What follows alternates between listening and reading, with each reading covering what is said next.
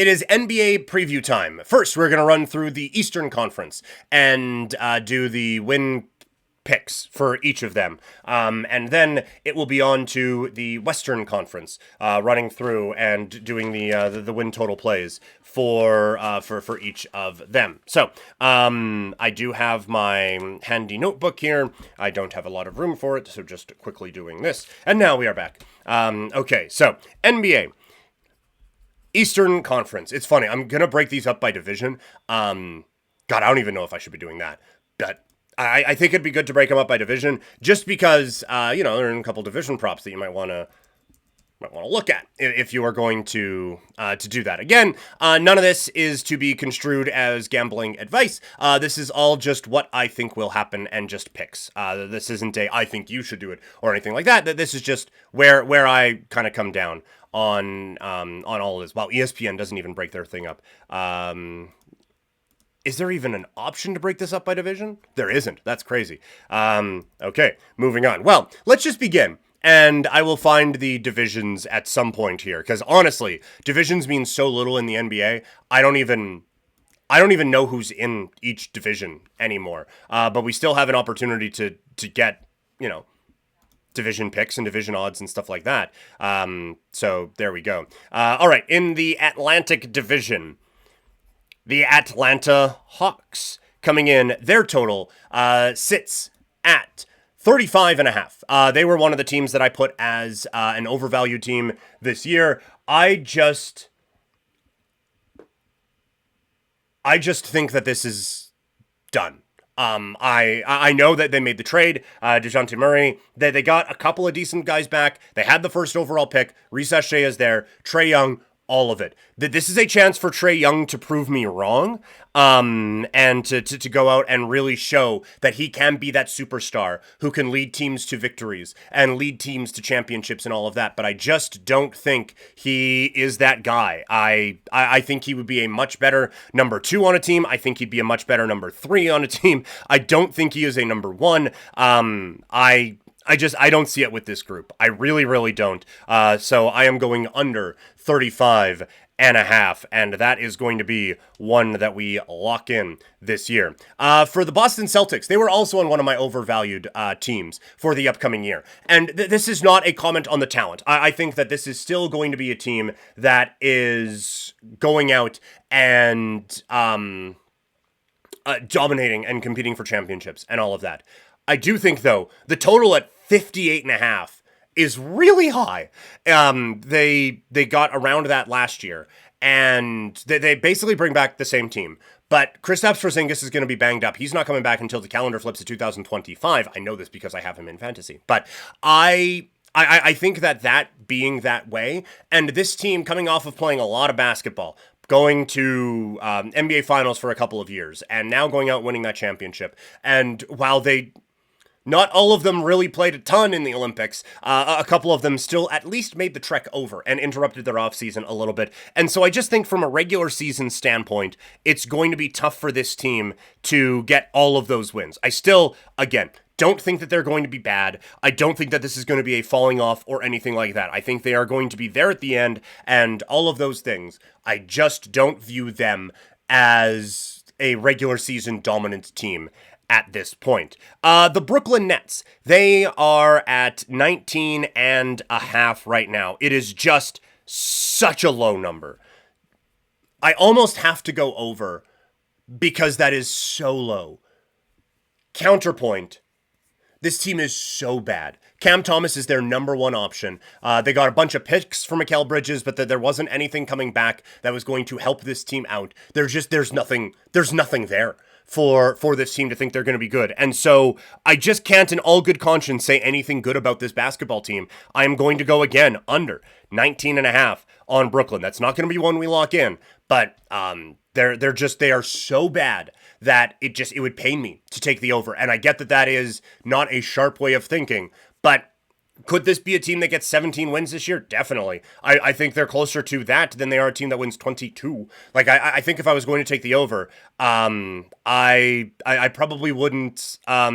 You're only taking it for a couple of games. Well, under, they could go by a few. Toxic. I know hindsight is 2020, but what a horrible trade Luka for Trae Young is. Holy cow. You're not wrong there, Toxic. You are not wrong. That is looking like an all-timer. I do think that Sacramento and Phoenix get a little bit of because they didn't just directly trade him away, I don't think get nearly criticized enough for how awful it was that they had 2 picks there as well, and they didn't take Luka with either of those picks. Like, it was Ayton went first overall, right? And then Sacramento, I think it was Fox, who fine player. Ayton helped Phoenix in a NBA Finals. But how's that helping now? It's not. And Luka would obviously be the best player of that draft. He'd be the best player of most drafts. And so for those teams to have passed up on Luka Doncic is, in fact, certifiably insane. And so, yes, that is one of the all-time, I think, draft blunders in NBA history, really. Moving on, the Charlotte Hornets. Sorry. They play more like the Bobcats. Their total is at 29.5, and they were another one that we had as overvalued coming into this season. I don't see it at all. You get Ball back, that's great. Miller seemed to have a pretty good year. What else? Oh my God, you're right, it was Marvin Bagley. Holy hell, that's even worse. Completely forgot about that. That's my bad for missing on that one. Trying to go off of memory and just giving Sacramento the benefit of the doubt on that. No, you're right. It was Bagley. Holy shit, that's an awful pick. But yes, back to Charlotte. I don't see anything with this team. I don't know where the better is coming from with this group, and I just think they are remarkably untalented. So they get an under at 29.5 for me. For the Bulls at 27.5. It's an under. A lot of unders in this thing to start out. You know what? I thought they had this broken up by division. They didn't. That is completely my bad. I had Atlanta and Boston are in the same division. They're not. That was horrendous of me. So going to have to again kind of track this on the fly. None of this I don't think affects any of you. I was breaking it down wrong. I was like, I don't think I have this right by division, and I don't. They have it in alphabetical order on NBA.com, and they had a line in the middle. I was like, oh yeah, these are the 2 divisions, because my brain went to hockey. And it's not. It's 3 divisions in each conference. And again, none of them matter, but I think from a looking at value standpoint and looking at a couple of different plays that you could make, I think that it's good to know where these teams stack up, because you can still get some division odds and things of that nature. So, brief interruption there, because I feel like I'm getting this wrong. There's no way Boston and Chicago are in the same division, and they're not. But Chicago at under 27.5. It's a bad basketball team. Again, like there's just it's not the most in-depth analysis. I get it. It's just a not talented group. They are so bad. Ball coming back for the first time since 2022 would be awesome and really sweet, and I think him being out really did affect things greatly with how they wanted to construct this team, but it shouldn't have sent you in the tailspin that it did. I think no DeMar DeRozan, they are going to realize how much more difficult scoring the basketball is without DeMar there to bail out this offense. And I think that there is the potential for trades. There's the potential for just guys giving up. This just has all the makings of being just a horrendous basketball year for them this year. I think it's going to be a disaster. I think that there is a chance they get bailed out and get the number 1 overall pick. Maybe Giddey comes in and lights the world on fire. I don't see it, and I think Caruso being gone hurts a bit of identity for this team as well. So it is such an easy under for me at 27.5. That one is going to be one that we circle as well. So it's a lot of unders to start. Some of those wins got to go somewhere, and they go to the Cleveland Cavaliers. Also, just a quick note. It's interesting. how things can shift so quickly, and just how, oh well, Cleveland, they got to trade everybody, he's not going to want to stay, they're going to blow it up, it's going to be whatever, and now it comes back and it's basically the same team, and I don't know if I view that as a positive or a negative necessarily. But for Cleveland, I do think that the regular season they're going to be fine. I think their issues show up in the postseason, but I think regular season, this is a 50-win team. And we saw last year, even if they don't stay healthy, this is a 50-win team. Because of the different moving parts that they have and the different depth that they have built up. The big key here, and not doing difference makers this year, just ran out of time for that. But if we were doing an X factor, it's Mobley. If he can find that shooting range that everyone thought he was going to have coming out of college, then this actually becomes one of the scarier teams in the league because they can defend and they got guys who can score. The spacing has been a bit of an issue with this whole thing. And if Mobley can develop that long-range shot, then it just opens up a world of possibilities with this team. And I am not banking my hopes on that actually happening. I do think that this will still be a good basketball team, though. And so I do like Cleveland over 47.5. The Detroit Pistons, they were one of my undervalued teams this year, and so I am going over 25.5. I think they went out and acquired some actual real-life NBA players, which I think will help, and one of the things that we talked about for the theme of the year, what we saw last year, is that we are now at a point with the talent in the NBA where the young players take more than just one step at a time, and that's going to come up in the West as well, but with this team, I think Cade Cunningham is ready to have his breakout season. I think they have just enough around him that this team is going to take those steps. And so I think like that we're going to get down to it with the play-in teams and all of that. This is a conference that has 9 teams that feel like playoff teams. And so just one of them has to get into the play-in just based on how it needs to play out. I think they have a real opportunity to get up into that play-in round, so to speak. I think Cade Cunningham really gets them going. This one is really tough. Indiana at 46.5. They had a fantastic season a year ago. They now have a full season with Pascal Siakam and everything that they can do with this group offensively. My one worry is that they don't defend for shit. And the whole everything's crazy on offense thing can catch teams off guard even for a season.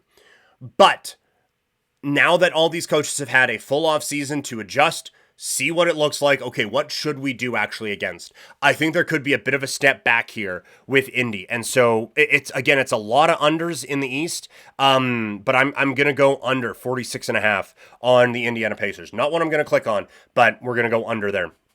Miami, 44.5. This one was a stone cold under for me for a bit, and I think they were one of the teams that made the playoffs last year that might not this year. But it does really feel like Jimmy Butler has come in and been really motivated. Eric Spoelstra is still an amazing coach, and so I again find myself buying into Miami. What we said in terms of guys who are going to decide the season, if Rozier and Butler can stay healthy and actually gel, and you have Adebayo, Butler, and Rozier all playing really good basketball together, this is going to be a team that is going to be a difficult out. And so I am going to go over 44.5 for the Miami Heat. Milwaukee, 51.5. This is an easy under for me. I think their time has kind of come and gone. I think that you are relying on a full uninjured season for Damian Lillard, for Chris Middleton. You are banking on Brook Lopez just being awesome and ageless and being able to control things even as he gets into his late 30s as a big dude. Giannis is amazing, and he is one of the best players in the league still. But this just does not feel like a competitive team in the Eastern Conference anymore in terms of the upper echelon. And so for this team to get to 52 and 30 on the year, I simply don't see it. So they are an under to me at 51.5. The New York Knicks, their total is at 52.5. I'm taking it. I'm taking the over on it. I'm all in on this Knicks team. I loved what they were able to do last year. And we did kind of talk about some of the things that we're worried about, where you have a team that has built up an identity, and DiVincenzo was such a big part of that. And he is gone, and Towns doesn't seem like he fits it, and he's there. And so that there is the potential, that this just doesn't work with Bridges, who's used to getting all the touches in Brooklyn, Cat, who still views himself as a number one, and Brunson, who's actually the best player on this team, and again, the only one basketball to go around thing. In its best form, it can win a championship. I do have a couple of concerns about it, but we know they can defend. We know that they can absolutely battle. And with Bridges now and with Towns, you have the ability to spread out some of that scoring as well. And so I think this Knicks team is going to be awesome. Even if OG only plays 50 games, I think this Knicks team is going to be great. I have them at 52.5. The Orlando Magic, I have them as an undervalued team this year, so we got to go over the 47.5.